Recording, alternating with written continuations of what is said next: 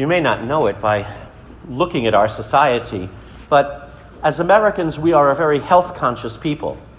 Gym memberships and exercise machines and diet products are a multi-billion-dollar-a-year industry. And we certainly see lots of people who are worried about their health and what we put into our bodies and all that. In fact, just to notice it, have you ever noticed how when food is advertised to us, we don't advertise anymore what's in it, but rather what's not in it?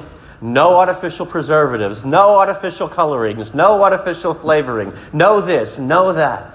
A good friend of mine and I one time had a bottle of soda, and we looked at it and noticed how it was inscribed with all the things it didn't have. Caffeine-free, calorie-free, sugar-free, sodium-free. We both added immediately, taste-free. And we do that. We worry very much about what goes into our bodies, and that's good. There's certainly nothing wrong with that. We are concerned about the health of our body. Do some people overdo it? Sure. For example, how many people today are going around insisting that everything they eat has to be gluten-free? Now, gluten is a problem if you have celiac disease or an allergy to wheat. But if you don't have that, there's nothing wrong with gluten. But how many people are jumping on the bandwagon, everything's got to be gluten-free, as if somehow, because one person had a reaction to it, that all of a sudden gluten is bad for everybody. On a similar note, I remember somebody once mentioning to us, you should never eat nuts. I said, why not? What's wrong with eating nuts? They're a healthy part of a diet. Oh, no, a friend of mine, her son ate some peanuts and he had a horrible allergic reaction. Okay, that boy had a peanut allergy. But that doesn't mean everybody in the world can't eat peanuts. That boy can't eat them. Unfortunately, some people, they hear what one person can't eat and I shouldn't eat that the same either. And I've had people over the years, almost having fights with each other over, I remember when I was in the seminary, two guys sitting talking about what was on my plate. He shouldn't eat that. That's not good for him. And he goes, no, that's okay, but this is not what's good for him. And they were fighting with each other over my food. And I finally wanted to tell them, hey guys, knock it off. You worry about your food. Let me eat my food. So sometimes people go a little bit too far with it. I think if I didn't eat all the things that somebody tells me I shouldn't eat, I could probably have a small strip of chicken, some tofu, maybe some bean sprouts, and a little sip of water. And that would be about it, and couldn't eat anything else. I'm Italian. I like to eat. I'm sorry. But there's nothing wrong with taking care of our health. I don't want to give anybody the impression that it's wrong for us today to worry about our health. Of course not. However, sometimes it seems we worry so much about the health of our body and we forget all about the health of our soul. And we need to have both of them be healthy. A healthy soul often depends upon a healthy body and vice versa. But of the two, the soul is the one that has priority. Because when you think of the body, as healthy as we may make it today, all of that health is just temporary. Eventually, each and every one of us is going to die. And there is nothing with less health than a dead body. The health of our body is a temporary thing. The health of our soul is permanent. And when our body dies, it is our soul that goes on to judgment before the Lord. And it is also even the health of our soul that will determine the health of our body on the last day when Jesus returns in glory, whether our body rises from the dead to eternal salvation or eternal condemnation. So the health of our soul is extremely important. But sadly, a lot of times we give lots of attention to our body and not much attention to our soul. And we worry about all the things that go into our body, but not, as Jesus says today, the things that come out, all the anger and the harsh things and the greed and the envy and the unchastity, the deceit, the lies, all the things that the Lord talks about. Those are the things that ruin our lives. Those are the things that destroy us, and not necessarily what we eat, even if we gain a couple of extra pounds here and there. The point that I'm reflecting upon was driven home to me once, I remember years back when I used to go to the gym. And I remember one time there were these guys there in the gym, and they were really ripped. I mean, they obviously spent a lot of time there. Perfect six-pack abs and muscles, you name it. And they looked like they belonged on the cover of Gym Rat magazine. I mean, they were the perfect specimen of male beings. And they were talking a little bit about, of course, the food they eat and the reps they do, what to maximize, the health of this muscle and that and the toning and all this. And that's all well and true. And that's fine.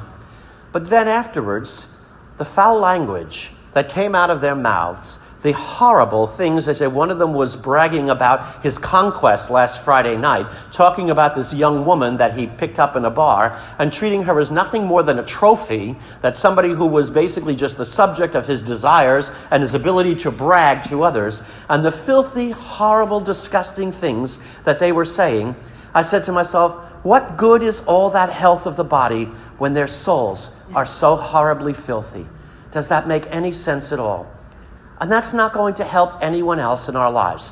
When we have a healthy body, and rightly so when we do, of course, it makes us feel good. And again, I want to say, I'm not trying to say we shouldn't try to be healthy. I diet and I try to eat a proper, healthy, balanced meal and get exercise. I like to go to the seminary and walk around the track as much as I can, get some power walking in. When the weather doesn't cooperate, I have an elliptical downstairs that I hope is trying to do more than just gather dust. So yes, it is important that we take care of our health, the health of our body.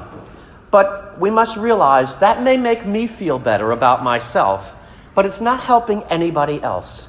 I defy anybody to tell me that their life was made better because some guy had six-pack abs or some woman had a girlish figure.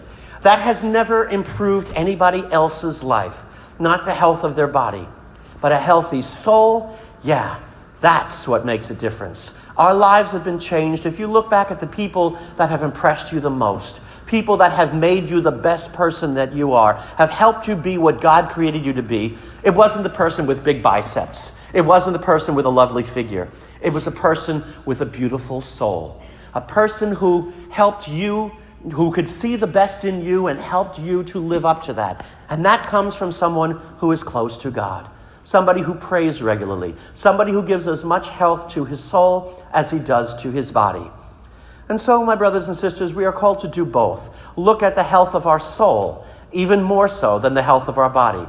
The great saints, for example. You notice, well, even before that, nowhere in the scriptures do we hear anything about what Jesus looked like. We have no description of his physical appearance. We don't know if he was short or tall, if he was chubby or skinny. Nobody wrote a word about what he looked like. And most of the great saints, we don't know anything about them at all. The few times that we do, we're almost done comically. Two saints that we know a little bit about their physical appearance. One was St. Francis of Assisi, where one of his local contemporary biographers, who wrote down everything St. Francis ever said and did, actually wrote about what he looked like. And he basically described him. He said he was short and skinny with a dark complexion and big ears.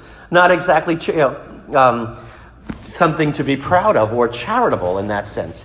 And St. Thomas Aquinas, we know about his physical appearance. At the end of his life, he had grown so fat that they actually had to carve out a piece of the table where he sat so he could sit there and eat. Because if he tried to sit at a bench at the full length of the table, his hands would not reach the table for him to eat. So that's hardly something that we would say, oh, what a wonderful virtue to follow. But this is St. Thomas Aquinas, one of the greatest teachers we've ever had. And they have affected the lives of so many people, not because their bodies were good, but because their souls were. And so, my brothers and sisters, by all means, take care of the body. It's God's gift to us. Give it proper exercise, give it rest, eat properly, do all the things we know we should do to help our bodies be as healthy as they can be. But give at least as much attention, if not much more, to the health of the soul. Make sure we pray every day. Make sure we spend time with the Lord. Make sure we don't put anything into our souls that is harmful, anything that would be sinful, that would give us harmful thoughts about another person or lead us into near occasions of sin or anything like that. Keep from ourselves anything that would go into our mind that would make us sin, just as we would keep anything from our bodies that would make our bodies less healthy. The health of the soul is even more important than the health of the body, because it is the health of the soul that determines eventually our salvation. May Jesus Christ be praised, now and forever.